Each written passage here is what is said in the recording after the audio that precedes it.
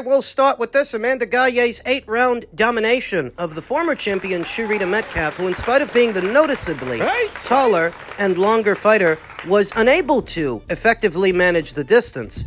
I struck out on this when I picked Sharita Metcalf to win a points decision, and instead, Amanda Galle dominated her, backing her up and backing her off, bullying her in similar fashion to what Shernika Johnson did to Sharita. When they fought, it was the exact same thing, just at a different weight. This fight was at 115 pounds. So I suppose the moral of the story is it's not enough to just be taller and longer than your opponent. You have to be sharp too. Keep on the move, on your toes, and stick the jab out there. Sharita Metcalf is in her 40s after all. The entire fight, she looked to be a step behind Amanda Galle. She just couldn't keep her off. Now sporting a professional record of 13 wins with 1 loss and 1 draw, 1 recorded knockout, having never been knocked out in 15 professional fights. Back in the winner's bracket. Where does she go from here? She's only got 1 loss and plenty to give the sport of boxing. She's got a few options. She can stay put. She can stay there at Superfly and see about getting in position to challenge one of the champions that are there, of which there are 4. There is Natalie Delgado holding the WBA, Adelaida Ruiz holding the WBC, Mizuki Hiruta holding the WBO, and Irma Garcia holding the IBF. So she can do that. She can stay there and see about getting in position to fight one of these fighters, one of these champions, or she can move back up to bantamweight and try her luck against Dina Thorsland. Now, I don't give Amanda any kind of odds to beat Dina. None. But it is an option. At the same time, there are no world titles of opportunity, no vacant titles lying around in the super flyweight division, and many of these fighters are pretty good. But Amanda would sooner beat one of them than she would beat Dina. I don't think she's got the chops to beat Dina. I think Dina would do the same thing to her that she just did to Shernika, in the exact same fashion, the same way. So maybe the best thing for Amanda is to stay put. Stay there. Congratulations to her for getting back in the winner's bracket this past weekend in dominant fashion, and a world title opportunity is in her future. It's just the question of, is she going to win it? Elsewhere in the world of boxing, a seemingly disgruntled Nico Walsh took to his social media and stated, some progress was made with the revised Revival Act. Shorter initial contracts, more negotiating freedom for fighters. I'm to believe that these revisions were made because of Nico? UBOs can work with sanctioning bodies. The work isn't finished, but staying silent would have changed nothing. I'm to believe that these revisions were made because of Nico? Pardon me for saying so that I don't. That the bill was going to get passed with or without Nico Walsh's blessing. And if any revisions were made, it wasn't to smooth things over with Nico, but to smooth things over with the alphabet organizations, of which I anticipate Zufa plans on doing a lot more business with. Why did Nico feel it necessary to post this to his social media? Because he likely sees what people are saying about him, saying about Zufa, that he's boxing's equivalent of Greta Thunberg, always fighting for a cause no one asked you to fight for. Professional outrage. Performative activism. Joe Habib, a friend of the channel, caught wind of Nico's comments and had a great deal to say. The people in the media complaining are friendly with certain promoters and people in the business who are in opposition to Zufa, not because they genuinely think Zufa is bad for the fighters, but because they're threatened by the amount of money and influence Zufa has behind them. So it would seem that me and Joe are of a similar mindset. This is about being threatened by competition, not caring about the fighters, as I've said many times. These so-called media members are essentially PR people for the promoters they like and are aligned with. You literally have promoters flying people out to events and paying for their hotel rooms. Of course, they're going to have a bias because they want to maintain their relationships and access to these people. Don't be fooled. They're not in opposition to Zufa because they care about the fighters. They're in opposition because Zufa is competition for their friends and the people they're aligned with. They're just a bunch of frauds. Simple as. It's what I've been saying. If Zufa really were what some are making them out to be, you wouldn't see so many fighters willfully going over there and then saying that they're being treated well. very well. No camp fees. And some getting bigger purses than what they were getting before with the existing framework. What's really going to drive that point home, what Joe Habib has been saying and what I've been saying, is when Nico Ali Walsh turns out to be the next known fighter to sign to Zufa, because that's what I'm expecting, and I think Joe is too. Remember that he had a sit-down meeting with Nick Khan with his manager, Amir Abdallah, present. If all you guys were there to discuss was the Ali Revival Act, why would you have brought your manager unless you're negotiating a deal of some kind to fight at Zufa for a couple of fights? Abdallah! Remember when Amir Abdallah, not but 2 weeks ago, sat down with Sean Zattel and Radio Rahim complaining that none of the major promotional outfits offered Nico a fight date the last few months. Well, you're not entitled to one. He had already debuted under a major promotional banner, fighting on the biggest sports network in the country off his namesake alone, but in terms of ability, it's really not there. And he's got 2 losses now. For Amir Abdallah to be complaining that none of the major promoters offered him a fight date, that sort of reveals what's really underneath. Under this. Like any performative activist, the only reason Nico's got time to fight a fight nobody's asking him to fight is because he doesn't have a job. I've said it so many times I will say it here again.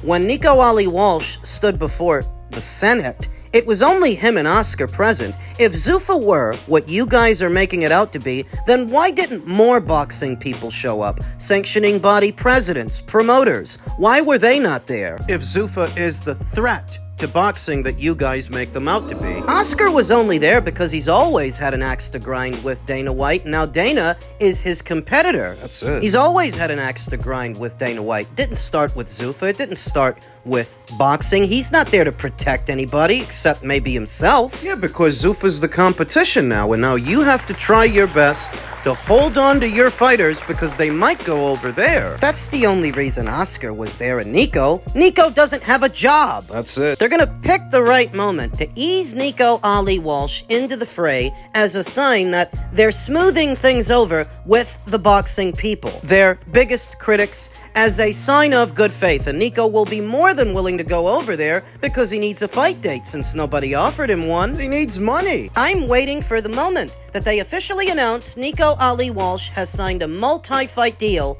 with Zufa. And how they're going to frame it is with the current revisions to the Revival Act, saying, I have faith in the changes that have been made to the point I'm willing to sign with these people. Fight for these people. Fight under the Zufa banner. But I don't think for a second that the changes that have been made to the Revival Act were about smoothing things over with Nico. With the alphabets, maybe. Nico's a fucking nobody. Nico Ali Walsh, Oscar De La Hoya were never really a problem for Zufa Boxing and the Revival Act.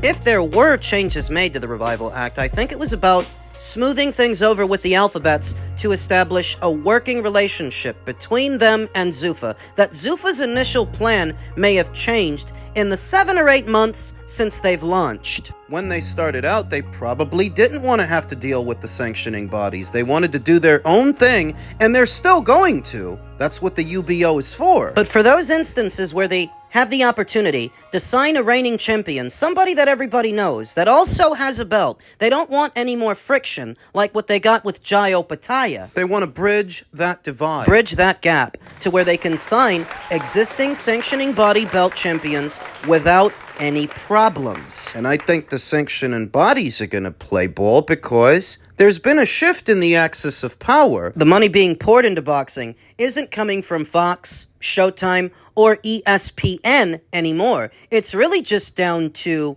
Paramount, Turkey, and DAZN. That's it. That's all. There's been a changing of the guard, and the sanctioning bodies are in it for money just as much as everybody else. Zufa's got it. They've got money. And who doesn't want more money? Whether you like it or not, they're a well-financed organization, and things are not how they used to be. You can't lean on your old buddies, not just them, not anymore. They're not the only game in town. They're not the only ones with money. So I believe that over time, the alphabet organizations are going to play ball, and we're going to see more champions migrate over to Zufa to get while the getting is good. Men's heavyweight news. Ahead of his upcoming fight with unbeaten up-and-comer Moses Itauma at the end of this month, Filip Hrgovic is not impressed by the hype. Filip Hrgovic believes Moses Itauma has yet to prove he deserves the enormous expectations surrounding him before their August 29th fight at the O2 Arena in London. Hrgovic sees himself as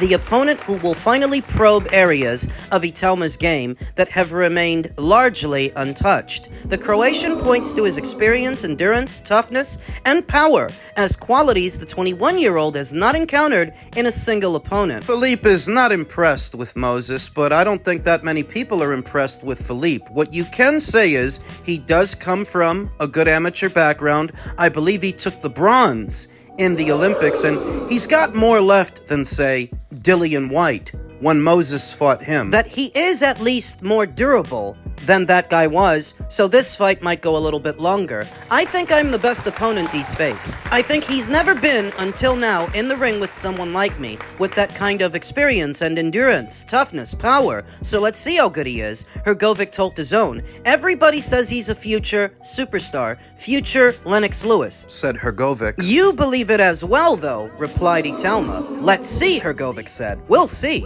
I don't know. For right now, I'm not impressed. I must see something more than this to believe he's the real deal. So let's see. Hrgovic believes he can force Itauma into situations previous opponents have been unable to create. The young heavyweight has spent his rapid climb through the division, overwhelming opposition before being pushed into prolonged, difficult fights. Hrgovic has already experienced those kinds of battles, including his grueling fight with Zile Chang and stoppage loss to Daniel Dubois. His durability gives Itauma something different to solve if the fight extends beyond the early rounds. Moses has only ever been the distance 2 times in his young boxing career so far, and that was in what were 2 6-rounders. Six. And he was even greener then than he is now, so the question that lies ahead of us is, what happens if he can't get rid of Filip right away, like he does all these other guys? Does he unravel? Does he fade? He has looked considerably faster than Filip and carries dangerous power, but the Croatian represents a significant jump from the opposition the prospect has faced so far.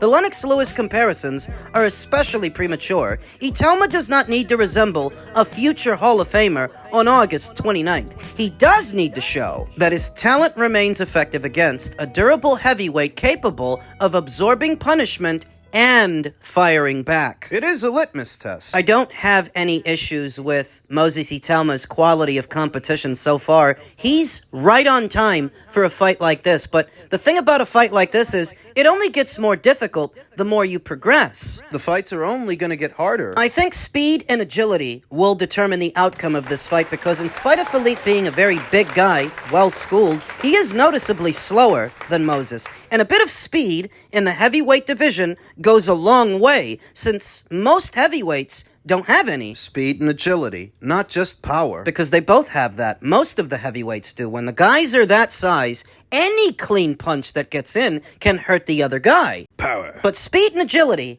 it's rare in today's heavyweight division of lumbering lummoxes. Most heavyweights don't have it. Moses does! I think he's going to win. And I think speed and agility is going to decide the outcome of the fight. After which, the winner, that I anticipate will be Moses Itauma, is ordered to face Frankie Sanchez by December if he wants to stay IBF champion. Because remember, that's what Filip and Moses are fighting for now. The newly vacated red belt. The winner of the vacant IBF heavyweight title fight between Moses Itauma and Filip Hrgovic must face Frank Sanchez by December. The Cuban's manager suggested Sanchez, 26-1 with 19 KOs, had secured the #1 position in the IBF heavyweight rankings when he knocked out Richard Torres Jr. in 2 rounds in May. Following Alexander Usyk's decision to relinquish 3 of his belts in June, the IBF ordered negotiations to begin between Sanchez and the #3 ranked Itauma. Looks like the IBF made a business decision here, because I initially thought they were going to elevate Frankie to champion straight away. Instead, they're letting these 2 guys fight for the belt, and the story is it's because Itauma had already agreed to take on Croatia's Filip Hrgovic, ranked #4 by the IBF, on August 29th at London's O2 Arena. It was confirmed last Tuesday that Itauma versus Hrgovic would be for the vacant title, with the winner to face Sanchez, who was paid step-aside money to wait in line. Frank Sanchez could have been next to fight for the title, Mark Barao, Sanchez's manager, told The Ring, but he is making a financial lucrative amount and calculated decision to fight the winner of Itauma Hrgovic for the title in December instead. Itauma is currently an overwhelming 1-7 favorite to beat Hrgovic. They likely kicked out a few hundred thou to Frankie to just sit tight and wait for his opportunity while Moses sorts out Filip Hrgovic, which I think he's going to. Not rocking the boat and just playing ball has proven a wise decision for Frankie Sanchez, who is best described as a high-risk, low-reward opponent. You don't get much money for fighting a guy like this, and you only really fight him if you have to. And I believe that Moses is going to have to running this proverbial gauntlet because the Hrgovic fight, Hrgovic, while beatable, is still an acid test for an unbeaten up-and-comer like Moses to then fight Frankie Sanchez right after that. That is a tough sequence of fights. The hope has got to be that he goes in there with Filip and kills him quick, dispatches him early with minimal wear and tear so that he can go into the Frankie Sanchez fight fresh, sharp, because the Sanchez fight, I think, is more difficult than the Hrgovic fight. Remember that Frankie remains dangerous. He's coming off that knockout win over a then unbeaten Richard Torres. I had high hopes for that kid before he got knocked out, like a lot of Brits have high hopes for Moses Itauma. Moses will represent for Frankie the second unbeaten up-and-comer in a row that he will have faced. In a very different fight to the fight that he's about to have, because Frankie likes to get up on his toes, use the ring, use the jab. He's a heavyweight pure boxer if he's anything. Richard Torres thought he could just mow him down, rush him, and beat him up on the inside until he walked into something hard. An uppercut, I believe it was. Where Moses Itauma, I think, is a little bit faster on his feet, with faster hands than Richard Torres, better ring coverage. Fast. It's a dangerous fight, make no mistake, that remedies something I've wanted to see from Moses Itauma, which is more activity. For an unbeaten up-and-comer, I don't think he fights often enough, and another problem. This sequence of fights will at least remedy that, but my other problem with Moses is I don't think he should be on pay-per-view yet.